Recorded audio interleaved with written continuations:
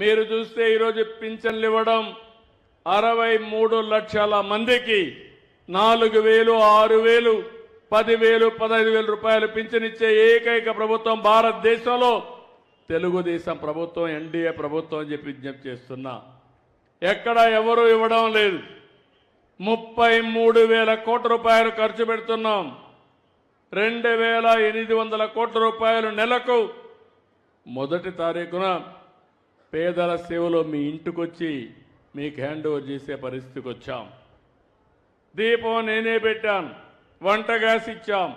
ఇప్పుడు దీపం 2 కింద 3 సిలిండర్లు మా ఆడబిడ్డలకు ఇస్తున్నానని చెప్పి కూడా నేను మీకు తెలియజేస్తున్నా. అది కూడా కొన్ని ఇబ్బందులు ఉంటాయంటే ఆలోచిస్తున్నాను, ఇంకా ఏమైనా ఇంప్రూవ్ చేయగలుగుతామా?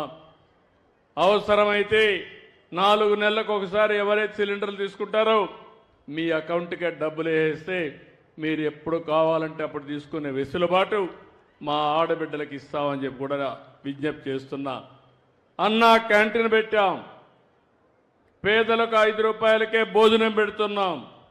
మెగా డిఎస్ఏ పెట్టాం. ఎవరైతే యువత ఉన్నారో మీ అందరికీ ఉద్యోగాలు ఇప్పించే బాధ్యత నాదని చెప్పాను.